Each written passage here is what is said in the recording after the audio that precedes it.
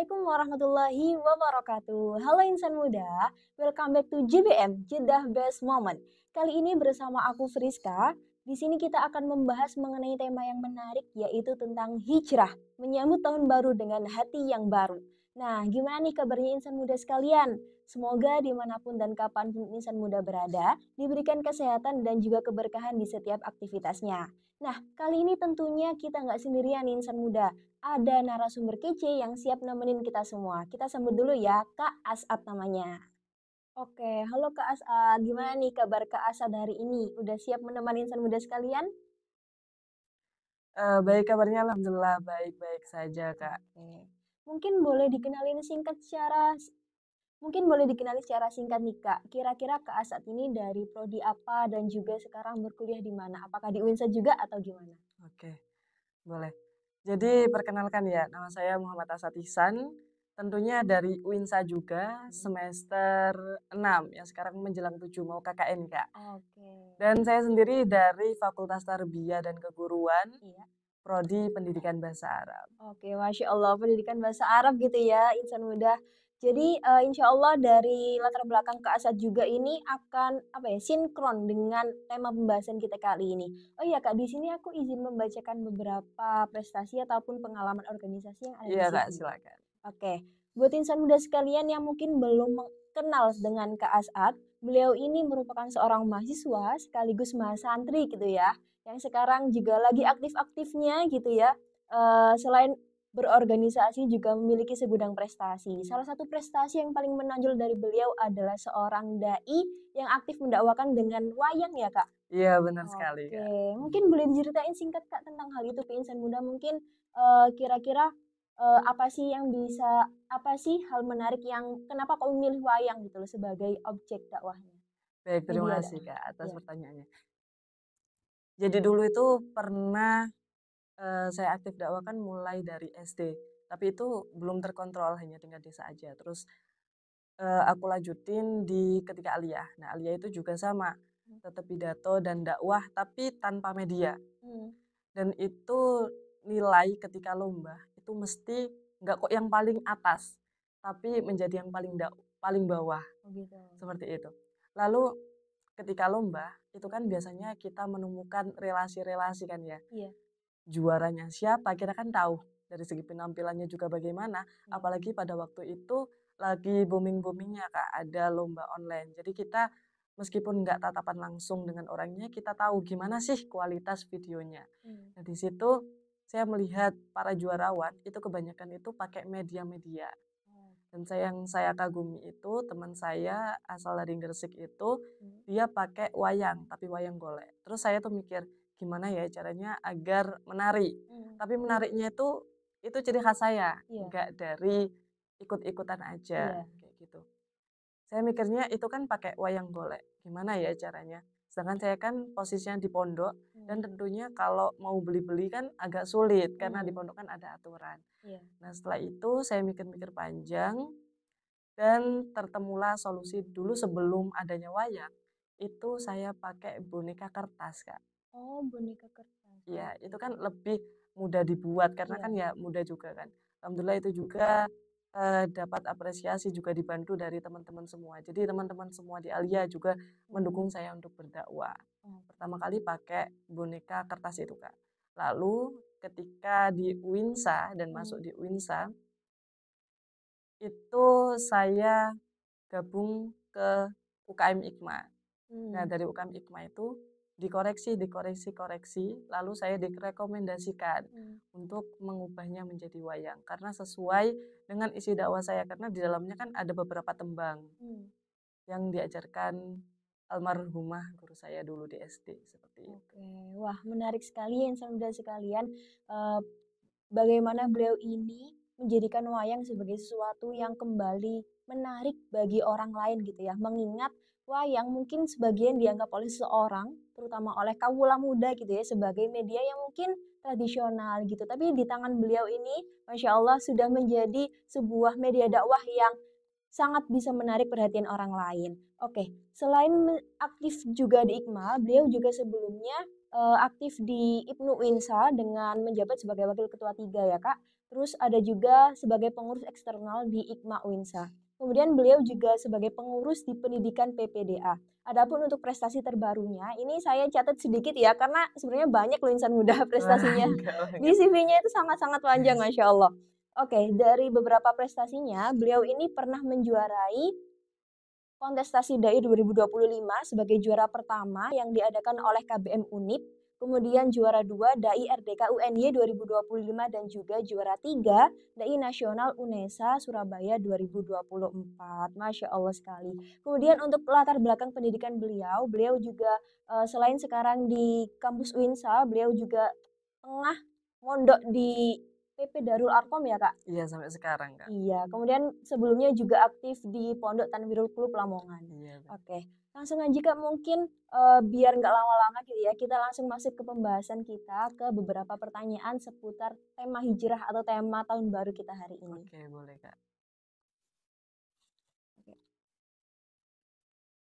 Oke Kak, mungkin untuk pertanyaan pertama ya, mungkin bisa dijelasin dari pandangan Kak Asad nih, kira-kira apa sih makna hijrah dalam konteks tahun baru Islam dan juga dalam kehidupan sehari-hari Kak? Baik. Jadi insan muda ya, kalau kita mendengar istilah hijrah, yang mungkin langsung terbayang adalah kisah Rasulullah Shallallahu Alaihi Wasallam ketika beliau pindah dari kota Mekah ke kota Madinah. Hmm. Tapi hijrah itu sebenarnya Kak ya, tidak hanya terkait pindah tempat, akan tetapi insan muda juga dapat kita maknai sebagai pindah hati, pindah niat, juga pindah kebiasaan yang awalnya kurang baik menjadi baik. Hmm. Nah, lalu kan sempat disinggung ya Kak terkait tahun baru. Hmm. Nah, di tahun baru Islam ini juga dapat kita maknai dengan momen bermuhasabah pada diri kita masing-masing. Sudah seberapa sih kita berubahnya daripada tahun kemarin dan sudah menjadi pribadi yang sesabar apa sih? Seperti itu. Nah, ada juga nih Kak contohnya. Dulu ketika mendengar adzan, misal ada lafaz adzan nih, Allahu Akbar, Allahu Akbar. Mungkin dalam hati kita apa? Aduh rek, istilah Surabayanya ya. Iya. Aduh rek, udah adzan aja nih, barusan udah sholat. Sekarang masa langsung sholat lagi gitu kan. Apalagi kebanyakan kaum Gen Z kan, apa itu namanya ngegame ya Kak. Iya, nge-game. Ngegame-nya belum selesai tapi udah adzan Iya. gitu. Jadi harus Jadi stop dulu ya. iya benar kan nggak enak gitu. Iya. Mungkin dia pikirnya kan ah nanti aja dah gitu. Nah dengan adanya tahun baru Islam yang kita gunakan untuk bermuhasabah pada diri kita masing-masing tadi, kita yang awalnya malas-malasan, mungkin ketika terdengar adzan Allahu Akbar, itu langsung kita tergerak untuk berwudu dan langsung melaksanakan sholat berjamaah. Nah, itu juga dapat kita sebut sebagai hijrah, Kak.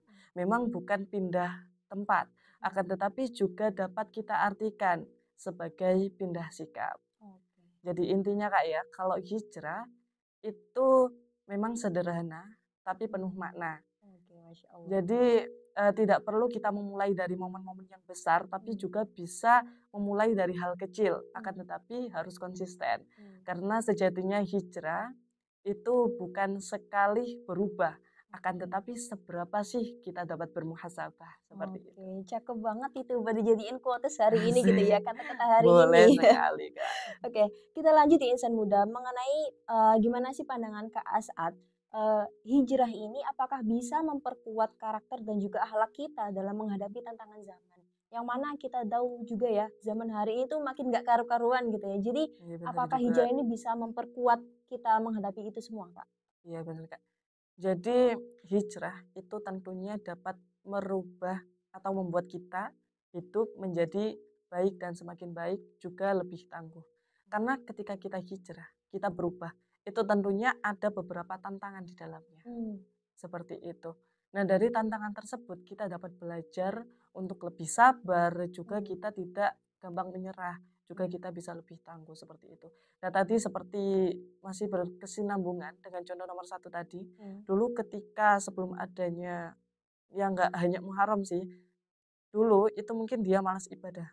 Ketika dia terdengar dan mungkin dia malas-malasan. Ah nanti aja, karena nanti masih ada waktu gitu. Waktu sholat kan panjang gitu Iya. mungkin ya. Nah dengan adanya tahun baru Islam ini kita gunakan untuk bermuhasabah pada diri kita masing-masing, kita lebih giat. Nah, itu juga dinamakan hijrah. Nah, hal tersebut tidak kecil, akan tetapi itu menjadi bukti kalau kita bisa melawan kemalasan itu. Nah, itu juga dapat kita mempelajari. Dengan demikian kita bisa lebih rajin lagi dalam beribadah, lebih tangguh juga seperti itu, Kak. Berarti hijrah ini memang bisa memperkuat karakter dan juga akhlak kita ya, Nah, Kak, iya, dalam Kak. menghadapi tantangan Benar zaman. banget, apalagi sekarang kan banyak tantangan gitu ya di Oke. zaman ini. Oke, lanjut, ke pertanyaan selanjutnya ya, Kak. Mengenai bagaimana sih hijrah ini, bukan cuma sekedar perpindahan fisik aja, tapi juga perpindahan spiritual dan juga hati. Jadi kayak kita itu benar-benar hijrahnya dari hati, nggak cuma mungkin FOMO aja, termasuk apalagi di perempuan juga biasanya gitu kan, Iya, kayak benar mungkin, banget. mungkin ada sebagian saudara kita yang mungkin sudah berhijab, tapi hijabnya karena fashion, ataupun Iya, mungkin benar. yang cowok-cowok juga ada yang merasakan demikian dalam hal lain gitu. Gimana sih Kak caranya biar hijrah kita tuh nggak cuma dari perpindahan fisik aja, tapi yang benar-benar dari hati gitu? Baik, jadi terkait hijrah ya, hijrah dari benak kita mungkin hijrah tidak hanya sekedar harusnya ya, tidak hanya sekedar perpindahan tempat seperti Rasulullah tadi, yaitu berpindah antara dari kota Mekah ke kota Madinah. Akan tetapi yang sudah saya bilangkan tadi, hijrah juga dapat bermakna lain sebagainya seperti Hmm. pindah niat, kebiasaan dan lain sebagainya. Nah, hijrah yang paling penting adalah hijrah atau pindah dari hati dan jiwa Hmm. ke arah yang lebih baik lagi, Hmm. seperti itu. Nah, seperti contoh yang pertama tadi, ada yang malas-malasan, terus Iya. dia rajin ibadah, juga fashion tadi, Hmm. hijab, yang awalnya jadi fashion mungkin semoga ya Ya dengan semoga. adanya tahun baru Islam Iya. bisa bermuhasabah dan bisa memperbaiki dirinya Iya. untuk lillahi ta'ala, Iya. seperti itu. Lalu juga hal tersebut tentunya tidak hal kecil, Kak, akan tetapi, Hmm. Hmm. emang sih bisa dikatakan hal kecil, tapi itu merupakan perubahan kecil Iya. yang besar Iya artinya. betul. Karena sesungguhnya tadi bisa banyaklah dampaknya, bisa kita Hmm. menjadi lebih baik, lebih tangguh, dan lain sebagainya. Oke. Kemudian Kak, kalau melirik lagi mengenai hijrahnya Rasul dulu ya Kak, kira-kira apa sih Kak makna hijrah Rasul, baik secara pandangan historis maupun pandangan spiritual nih Kak? Baik, kalau secara historisnya tentunya dari tadi sudah kita bahas bahwasanya historisnya tentunya dari perjalanan Rasulullah hijrah dari Oke. kota Mekah ke kota Madinah. Tapi hal tersebut ketika dalam sejarah itu dapat kita namakan sebagai itu menjadi tanda Islam lebih baik lagi Oh, dan oke. juga lebih bebas. Mungkin sebelumnya kita ya seperti itulah, kan dulu kan kayak ada penekanan-penekanan. Nah, Iya. dengan adanya pindah tadi, Islam lebih bebas dan lebih baik lagi. Nah, Oke. kalau secara spiritualnya tentunya, menunjukkan bahwasanya kita itu tidak diperbolehkan untuk takut, Oh, untuk berubah menjadi lebih baik. Jadi kita tidak diperkenankan untuk takut kepada kesulitan. Tapi sebelumnya tadi hijrahnya Rasulullah itu tidak Rasulullah tiba-tiba hijrah itu tidak. mhm, Karena emang dalam Al-Quran juga ada yang menegaskan untuk memerintahkan Rasulullah berhijrah. Jadi mhm. secara spiritualnya juga tentunya harus bertakarub kepada Allah. Dan dengan adanya tadi mungkin bisa kita berubah dengan apa itu namanya, berubah tadi, Mhm. itu menjadikan kita menjadi lebih tangguh, lebih rajin, dan lain sebagainya. Oke, berarti selain dari, aspek mungkin perintah Allah di Al-Qur'an Iya, gitu ya, perintah. ternyata hijrah Rasul ini juga membawa banyak sekali kebermanfaatan ya, Kak, Iya, baik kepada benar. diri beliau maupun kepada, umat Islam Kita. secara keseluruhan gitu ya, Masya Allah. Kemudian, pertanyaan pamungkas nih, Kak, mungkin bisa dijelaskan juga kenapa sih, aspek-aspek seperti silaturahmi dan juga solidaritas itu bisa, apa ya, membangun juga semangat hijrah kita. Contohnya kalau yang pas Rasul dulu kan juga mempersaudarakan, kaum Ansor dan juga kaum Muhajirin gitu ya. Jadi kira-kira kenapa sih kok aspek itu bisa memperkuat semangat hijrah seseorang gitu, Kak? Oke, jadi hijrah itu sebenarnya tidak hanya soal kita pindah tempat. Oke. Yang tadi sudah saya jelaskan juga tidak hanya terkait perpindahan niat, Mmm. kebiasaan dan sebagainya. Akan tetapi hijrah juga dapat kita maknai sebagai ajang untuk mempererat silaturahim antara kita antara sesama. Karena pada waktu itu Rasulullah juga mencontohkan dengan beliau memperkuat dengan sahabat-sahabatnya, yaitu di Madinah dengan persahabatan yang sangat kokoh seperti itu, Kak. Lalu kita sebagai umat Muslim juga dapat mencontohnya dengan entah itu saling memaafkan, lalu saling tolong menolong dan sebagainya. Nah dari situ hijrah itu biar tidak hanya bermanfaat untuk diri kita sendiri, akan tetapi juga bisa untuk mempererat silaturahim juga untuk hubungan antar sesama, seperti itu. Oke. Oke, insan muda, nggak terasa ya, meskipun kita ngobrolnya seolah singkat, tapi Masya Allah kita sudah dapat banyak sekali hal yang bermanfaat, terutama dalam memotivasi kita untuk menjaga semangat hijrah kita dari yang Kak As'ad sampaikan. Nah, di sini dari beberapa hal yang sudah kita sampaikan, yang sudah beliau sampaikan tadi, aku ingin meng-highlight bahwa hijrah itu memang suatu hal yang akan menuju pada hal yang besar, tapi bisa dimulai dari sesuatu yang kecil. Jadi, mungkin kita yang sebelumnya susah memaafkan orang lain, kita bisa melatih hati kita untuk menerima kembali pintu maaf untuk dia. Kemudian, mungkin dari yang kita sebelumnya masih terikat pada hal-hal yang kurang baik, bisa mencoba perlahan-lahan meninggalkan hal tersebut. Karena pintu taubat atau pintu rahmat dari Allah itu luas sekali insan muda. Jadi, mari kita memanfaatkan momentum tahun baru Islam ini untuk juga menjaga semangat hijrah kita menjadi pribadi yang lebih baik. Karena seperti yang sudah dikatakan Kak As'ad tadi, bahwa hijrah itu bukan hanya bagaimana kita berubah, tapi bagaimana kita menjaga konsistensi dari perubahan tersebut. Jadi kita harus semangat untuk menjadi pribadi yang lebih baik. Oke, sebelum kita menutup sesi Jeda Best Moment kali ini, akan ada sedikit closing statement dari Kak As'ad. Baik insan muda, dari penyampaian tadi, sebelumnya saya mengucapkan mohon maaf yang sebesar-besarnya. Mungkin dari tadi ada beberapa yang salah kata ya Kak ya. Nah untuk pesan bagi teman-teman insan muda semua, mari kita manfaatkan tahun baru Islam ini dengan menjadikannya sebagai momen muhasabah pada diri kita masing-masing, agar kita bisa lebih baik dan baik-baik dari tahun-tahun sebelumnya. Ingat, kalau kita mau menjadi hidup lebih baik, ya mari kita mulai dari diri kita sendiri. Sekian. Oke Kak, aku juga ingin mengucapkan terima kasih banyak kepada Kak As'ad yang sudah menemani kita dan juga insan muda sekalian dalam podcast JBM kali ini.